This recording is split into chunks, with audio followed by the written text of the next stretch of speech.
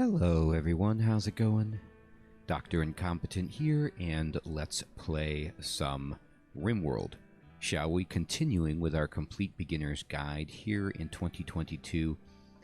And this is episode 5. It's time for us to do some more to our base. So we have a big interior room that we've built. We have a research bench. We have a kitchen with a wood stove. We have some beds. We have a nice indoor stockpile. We've put in a wind turbine to provide heat, and we have some growing zones.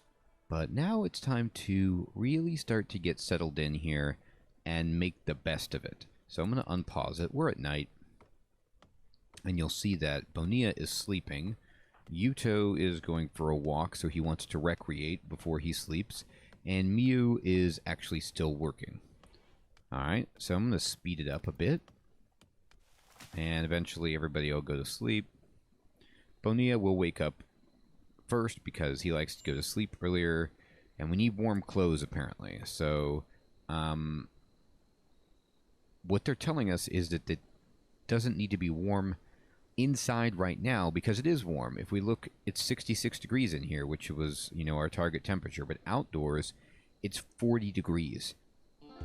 So this is unfortunate, but it's going to be hard for us to acquire warm clothing at the moment. So we're going to need to set that up for the future. And right now, yes, we do indeed need batteries, which is what we are researching, but it's going to take some time to get there.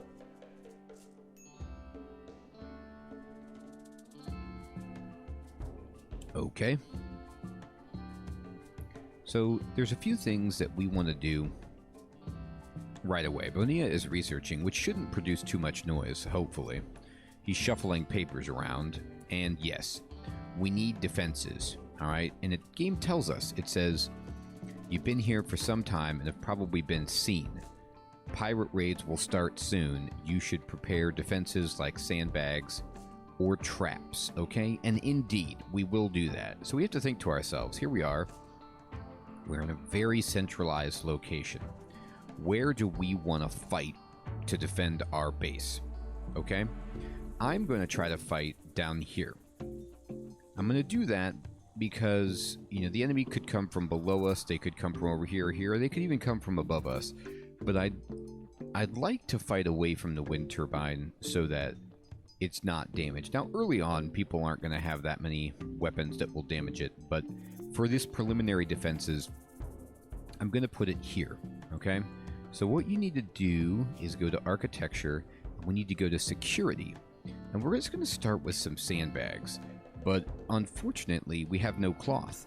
Okay? Now, what do we do in a case where we have no cloth? We're going to need to build barricades. Alright?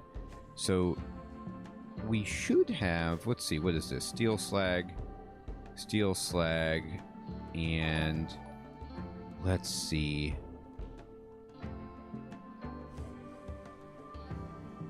Yeah. We have no cloth. Alright. So because we have no cloth, then we have limited options.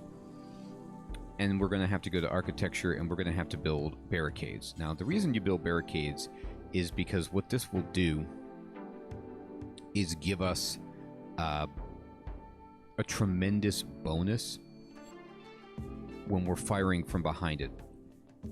Barricades and sandbags provide 55% cover, I believe, which is just great.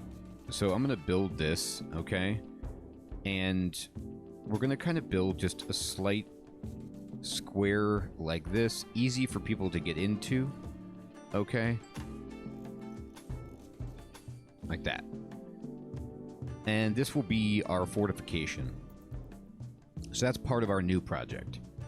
Additionally, we've got a lot of other jobs to do. So I'm going to go to zone, and I'm going to go to growing zone. I'm going to start building some more places for us to farm crops. Now we have the rice growing here, which is great. I'm going to build some more. I will tell you, you want to build your plots at least 3 or 4 tiles away from each other because of blight. Okay, So blight is this nightmare where... Oh, and let me tell you what to build here, actually. I would like... Yeah, potatoes are fine. And then on this one, so we're growing rice, potatoes. I will take some strawberries. And then what is your growing skill, Yudo? Plants 9. Perfect. All right, so we can get heal root going. So we're also going to open up and... So we've made some new growing fields. Remember, all you have to do is go to architecture, go to zone, and select growing zone. And then you can see we have growing zone 4, okay? And we can rename this. We could just call this, you know, strawberries if we want to have it easier on the eyes. Strawberry patch, okay? And this is like, you know, we can just rename this zone as well. But to get it, you have to kind of... There we... no... There we go. Click on it a few times until you only select it. There we go, and we can rename it. We can just go, you know, big rice field. And then we can rename this zone. And I'm going to rename it, and we're going to call it rice field 2. And you can expand these by just clicking on the expand button if you want to make this particular rice field 2 bigger. Or you can shrink it, you can delete it, you can change what is grown there, all right? So this is going to be our potato patch. So I'm going to rename this potato patch. All right. And then I've spaced these out decently for the blight. It might not be enough, but it's a good start. And I'm going to then not expand the zone, sorry. I'm going to push escape. I'm going to go to architecture, and we're going to create another growing zone. And I'm going to make it, this kind of area over here will just be our farming area. I'm going to go this way, and I'll make a 6x6 here and a 6x6 here. Okay, and this one, we're going to actually grow heal root. And in this one, we're going to grow cotton.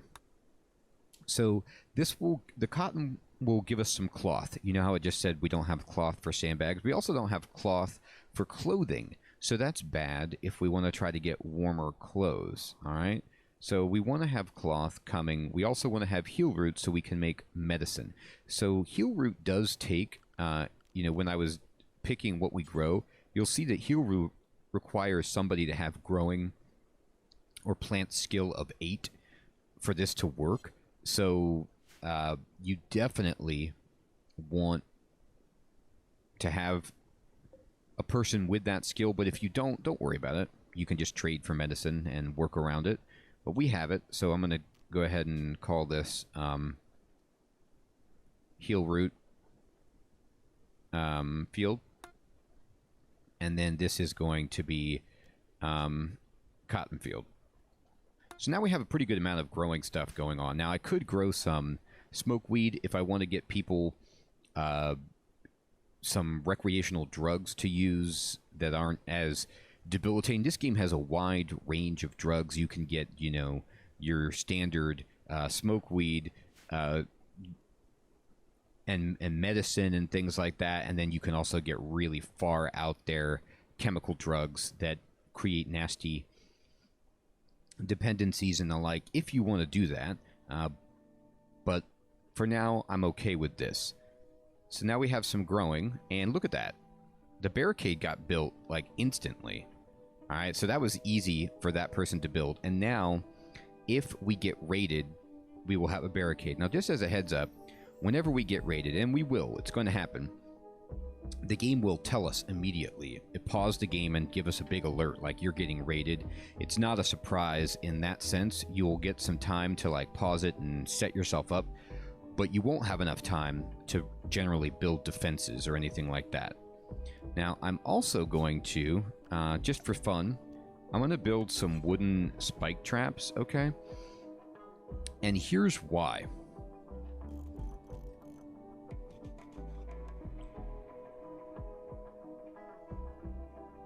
I'm going to build these traps because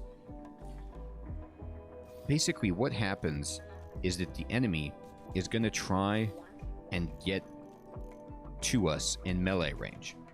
Okay? And this is going to take a lot of lumber, but these traps could be all the difference between taking them down and not. And we have equipped, let's look at our people, just for defensive purposes. We're going to go to gear. We have a knife, and we have a revolver and a bolt-action rifle. So in combat, we're going to get these people behind the barricade, and we're going to have them firing over the barricade to take people down. But if they get close, things will go awry. When you have a gun and somebody's up in your face, everything changes. So hopefully these traps will provide some mitigation. They're not foolproof, but I love traps in this game. I find them to be a very, very nice way of taking care of enemies. They're not as good in this situation where we don't have a choke point or a kill box established, but for now they should help us. Bonilla is researching diligently, which is great. While this is happening, while she's working on the traps and the fields are getting planted, it's time to immediately start building some new rooms, all right? So I need to build, we have our security built. I need to go ahead and build a freezer, okay? And I need to build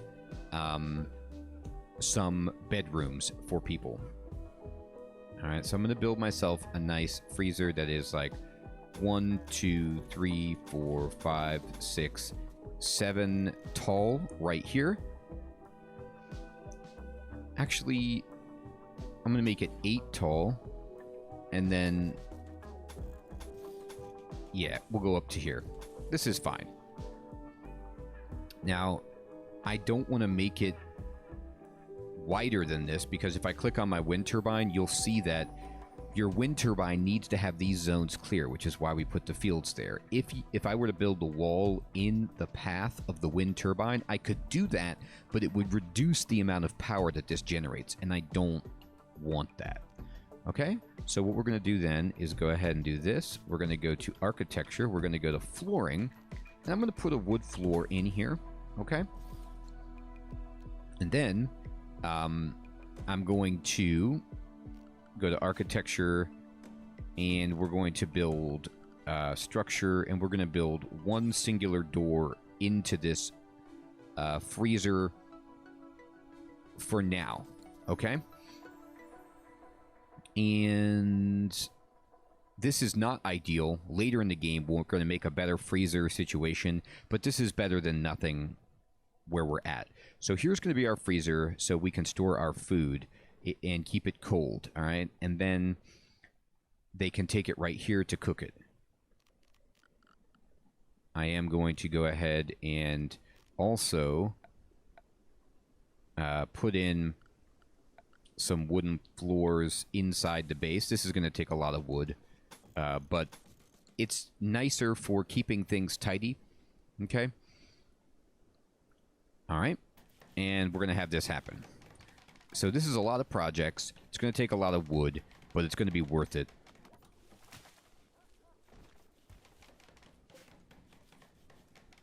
The berries are already fresh, huh? Oh, they had to clear the berries out from these berry bushes in order to plant the fields. That's what happened. Okay. Oh, we have a visitor. All right, so when people come to your colony, you will see notifications. And in this case, there's a tribe child from the kinship of Busto.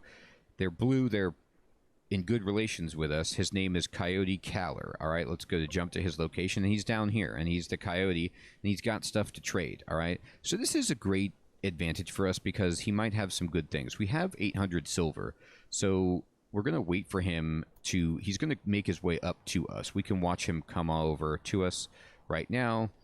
And we need to just go ahead and establish who's got the best social in our group. It is Bonilla. So Bonilla, as soon as this person gets over here, we're going to trade with Coyote. Now, I'll show you that... I'm going to zoom in on Coyote. When somebody comes in a caravan to your base and they have a question mark like this means that they can trade with you. Sometimes there'll be a big caravan, they have like guards and all manner of other people traveling with them. If there's no question mark, then you can't really do anything with them unless you want to fight them. But for the most part, you just stand there And if they have a question mark, they trade. Other times, people will just pass through. They're not hostile. They're just walking through your area. Or, in worst case scenarios, they're going to be attacking you. But they won't fight you unless you provoke them if they're like this. And I generally just don't do that. I'm going to trade with this person. So he's coming up to us, and Bonilla is researching batteries. I'm going to have Bonilla selected, and I'm going to right-click on Coyote with Bonilla selected, who has my highest social skill. Now, you want to use your person with the highest social skill because they will get a bonus to negotiations in the deal. They will save you money. They will get more money when you are trading. So I'm going to do this. You'll see Bonilla immediately gets a path over, and we open up the trading screen. So here we are. So what's going on here is this shows all of the items that we can trade between us.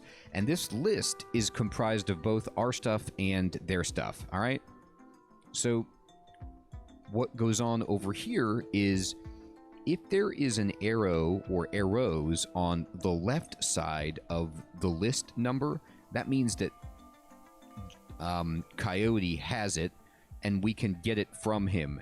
And if we click, for example, one Pemmican, which is like beef jerky, that means that one Pemmican is going from Coyote to us, and it's going to cost 2 silver. You see it says -2 silver up here. So on the top screen, you can see the silver.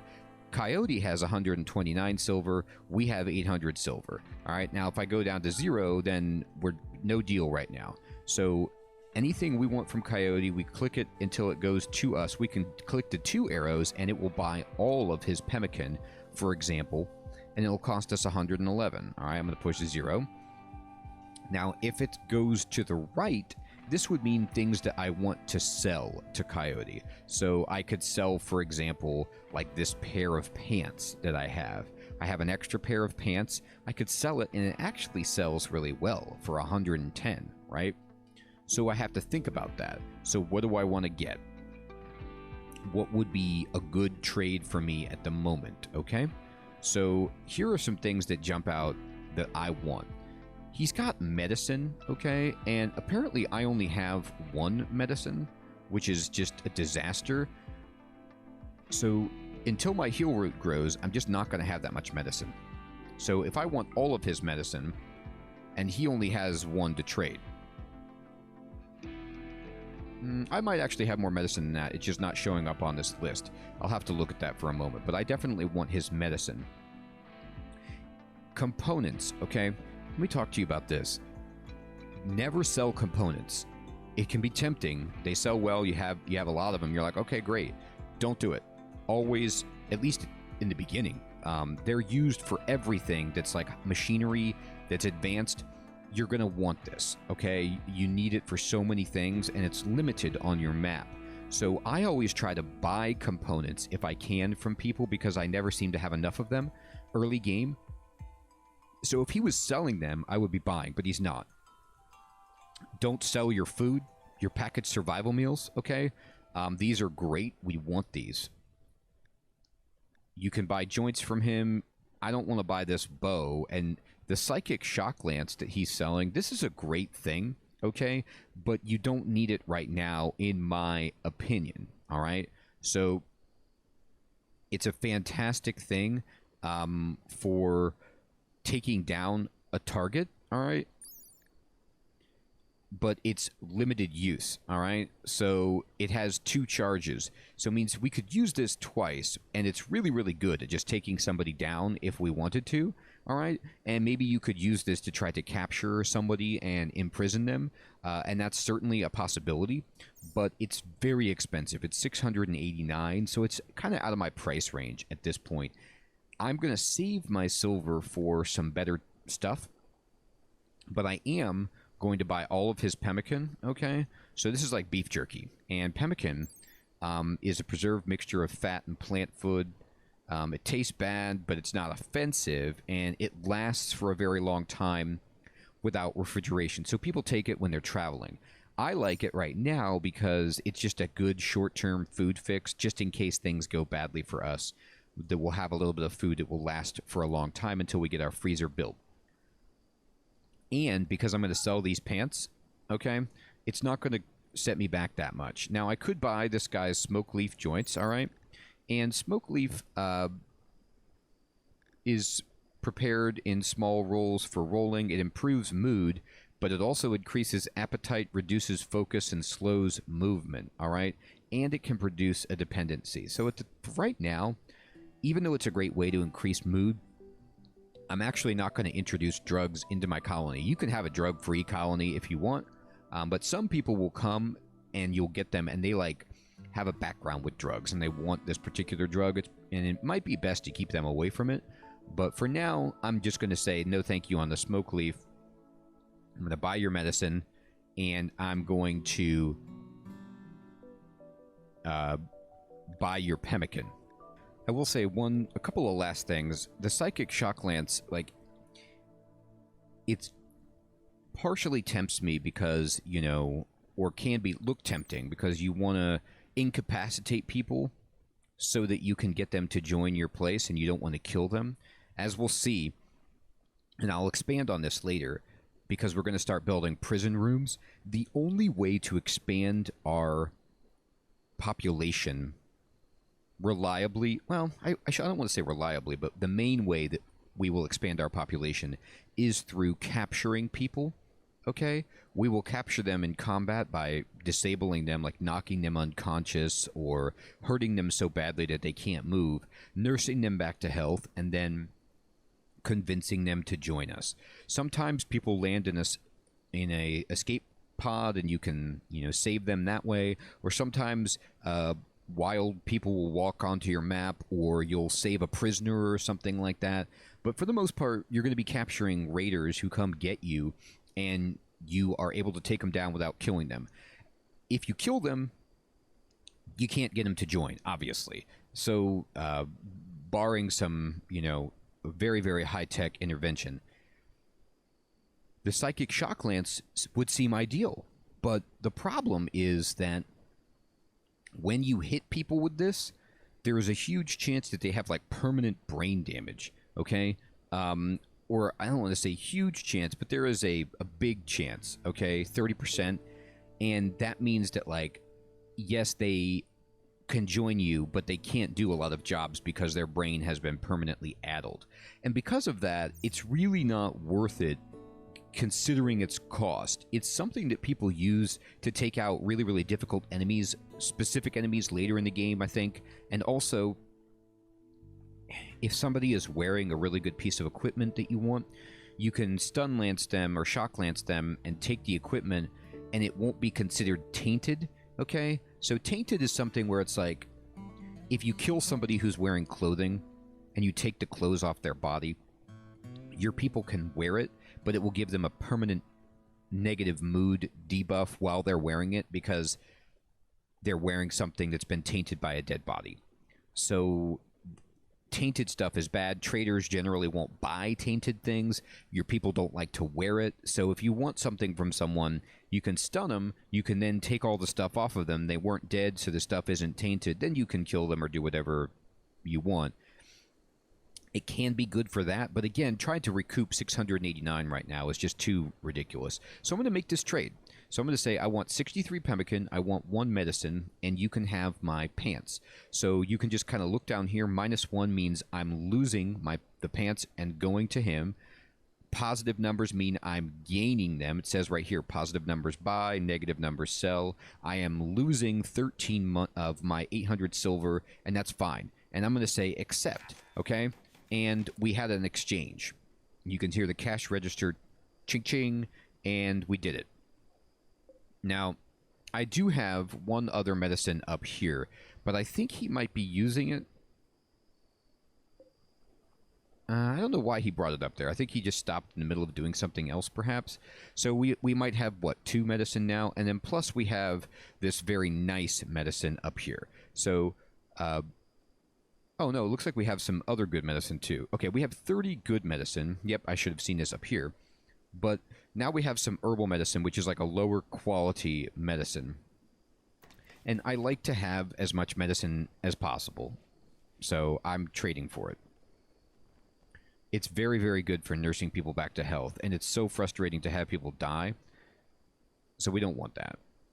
All right, so Coyote is just wandering around, like, hanging out, and he'll eventually leave. We built our defenses. All of our traps are built, which is awesome. And the game will tell you, beep, beep. And then up here, it'll say, visitors from the kinship of Busto are leaving. This will give you a chance to, like, trade. Probably not. We probably can't catch them. But it just tells you, like, hey, they're out of here. And you can watch the guy running away. He's like, I'm out.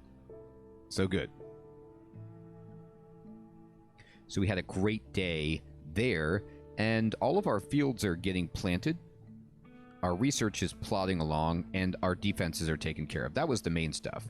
And look, people are eating the pemmican that we got. That's hilarious. So they're like, I want to eat pemmican. All right. And she finished the last trap. Now she's putting in the floor. Watch her go. It's amazing watching Mew because her construction is just ridiculous. So she crushes all of the construction jobs that I give her. It's so fantastic. On my Let's Play, the first person I had with construction was like construction skill 3. So it took her forever to build stuff. She's just crushing it. Look at this. She installed those floors like they were nothing. All right. I might want to put flooring over here as well. Okay. Underneath some of my other items. But let's finish the freezer job first. She's chopping down the tree. He's planting the field. We're doing research. We're looking good. We're looking real good. Now, we get to do a bunch of exciting stuff once this room gets finished. And she's built the floor. I'll say while she's building, by the way, you see all this like broken glass and scuff marks on the ground. That means that the room is dirty. We don't really have anybody cleaning up right now, sweeping the floor, because other jobs are set at a higher priority. Eventually, if I get enough people, I like to have somebody permanently on that job. Uh-oh. Did you hear the alarm bell ring? That means something is happening. This means Cassandra, the storyteller, is throwing us an event of some kind. All right, and it's bouncing out here, and it's color-coded. Blue, the light blue, is like generally a passive happy thing. And then this one is a mad hare. A local hare has gone mad. It will attack everyone it sees. We're going to jump to the location. It's down here. There's a wild rabbit, okay? Now, you might think to yourself, what is this, Monty Python, you know, and the Holy Grail with the killer bunny? No. It's worse, all right?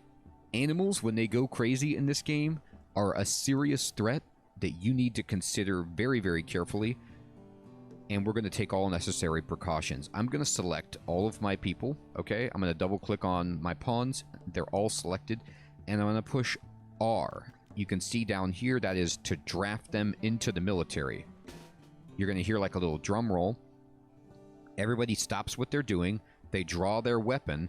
And now I'm going to start positioning them right down here in our fortifications, all right? So I'm going to right-click, and then they're going to go into the barricade and take up a defensive position, all right? And let's see where that bunny is. Is that it? No, that's a guinea pig. All right, so I've lost track of the hare, okay?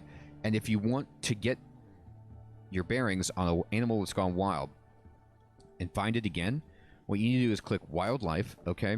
And then over here, I can look around at the different animals that are on the screen. And here's the hares, and this red lightning bolt says this creature is currently in a mental state manhunter. All right, so I'm going to click on it, and there it is, moving at us. Manhunter means that this is the bad guy, and we're just going to leave it here. Now, I could select hunt and have my people go out and fight it, but the problem with that is they would not take advantage of the defenses. So I want them to be defended. And look, right away, Mew is already shooting her rifle as soon as, when they're in drafted mode, okay? And they're in position, they're basically set to fire at will. You can toggle this on or off if you don't want it to, but I always do. And so here's what's going on. If you look at the pawns at the top of the screen, they have an underline under their name. That means they're drafted into the military. The swords, the cross swords, mean they're actively fighting. Yuto is not fighting yet or shooting yet because he's not in position, all right? We took a shot at the bunny and we missed. Bonilla has a knife, so he's going to wait there until the bunny gets close. And we want Bonilla to be there for this if the bunny gets too close. But right now, we're going to try to take out this bunny from range, okay? Now, watch this. I'm going to pause it again. This little cone coming out of Miu's gun is kind of like her aiming. And when this collapses and narrows to a point, that means she's going to take a shot, all right? And she missed again. And Yuto is finally in position, and he's firing too. Now, we're trying to shoot the bunny. I don't know where it's going. It doesn't see us, maybe? Oh, now it does. Okay. So now the bunny sees us. We're going to pause it. The bunny is coming at us. I need Bonilla to get ready. Okay, I'm going to send him up here. Got it. Heck yeah. All right. So we took down the bunny. It's right here. It's dead. And we survived without getting hit. Again, you might think I'm overreacting, but this is RimWorld, baby. A bunny can jump up and do significant damage to you. Any animal can, I'm telling you. The bigger the animal, the worse it gets, but you gotta watch out. So don't take it lightly. This is why we had defenses. I was hoping that the trap would catch it if it got too close, but luckily we're fine. So we got in our barricade, we took it down, and I'll go to wildlife, and I will just double check that there's no manhunter mental state things, and no, there was only that one bunny that went crazy. Everything else is fine. So now that everything is fine, I'm going to double click on my pawns, and I'm going to push R to take them out of the military, and now they're going to go back to doing other jobs. All right? So they're done. Now, if you want, you can butcher this animal, okay, and get its leather, but we don't have a butcher table built yet. So we can start doing that eventually. We're going to go to architecture. We're going to go to flooring. I do want to have a wooden floor on the way in to the freezer. Wooden floors help reduce tracking mud, okay? And that's going to be important for us. Now, once we have this shell built, okay, you can see it's dark in this room. I don't know, it might not be easy for you to see, but this room is dark, okay, because there's no light in it. And you can see in the bottom left, it says dark 0% wood floor constructed roof. So it's roofed in and it's dark. Now, because we have some electricity, we can actually go to furniture and we can build a standing lamp. All right, I'm going to build a lamp right back here. Now, it's telling me we can't build it because we don't have enough steel stored, but we know we have steel. All right, we're not worried about steel at the moment. There's steel right down here that we can use. We have a good amount of steel, 82 of it, in fact. And this takes just a few, 20, okay? Now, we're going to build this lamp right here. We're building the lamp because the torch is no good in a room that we want to be a freezer because it generates some heat, all right? And so we don't want to, like, have it hot in there. Okay, now, here's what we're going to do. I'm going to go to architecture, and I'm going to go to temperature, and we're going to build a cooler, okay? And so to build a cooler, we're going to need 90 steel and 3 components. So we're going to need to get some extra steel to make this work, but we can do that pretty easily. Now, to allow this to happen, all right, we want to aim our device such that the blue part of the cooler, or the air conditioner, but it's even more powerful than that, the cooler is going down, all right? So the blue part needs to go into the room, that's the cool zone, and then it's exhausting the heat to the red zone, all right? So make sure that when you're building your freezer, the blue part of the cooler is pointing in, and the red part is pointing out like this, all right? You only want one door in and out of your freezer because every time this opens, the cold air is going to escape. So you want to minimize that. And you only want to have people come in here if they're storing food. So in order to do that, we need to go to architecture zone, stockpile zone. I'm going to make this one stockpile, and I'm going to set the rules for this, and I'm only going to allow fresh food, all right? So we're not going to have anything in here but food, all right? So nothing manufactured, no raw resources, no items, no weapons, no apparel, no buildings, just food, all right? So this is only going to be a storage place for food. Okay? Now, it's going to take a second for us to complete this because of our steel situation. And we need steel, but luckily, we can get more steel on the map. Here's a place right here. So if you see something like this, a ship chunk, okay, I can double click to see if there's any more. This ship chunk, part of our ship, you can click the deconstruct button on it, and then they'll come break it up, and they'll get steel from it. All right, so you can deconstruct pieces of ships that you will find, and they'll be all over your map. Like, they'll periodically fall onto your map, you can get them, and we'll get the extra steel that we need that way. So someone will come do that and get us the steel that we need. She's actually going to do it right away. And let's just watch her work. You can see the progress bar filling up, and boom, she broke it, and she immediately got a pile of steel, and she got 5 components. So we got 20 steel and 5 components from that, which will be enough to finish our cooler. So we're going to have a freezer soon, and I am going to go ahead and just put flooring and just kind of floor in the rest of this room. She's gathering materials. She's doing that right away, and she went to sleep. Awesome. So here we are, people. We defended our base against a bunny. We traded with a trader. We planted a bunch more fields. We started building a freezer. And next we're going to keep expanding our base and add bedrooms, which we can then use as prisoner rooms when we need to capture people and convince them to join our amazing settlement. This is a good place to stop, everyone. I want to say thank you so much for watching. I hope you're finding this series to be informative and teaching you some of the basics about how to handle things that RimWorld throws at you, from, you know, light combat to security to flooring to HVAC, farming, lighting, flooring, on and on and on. Take care, everybody.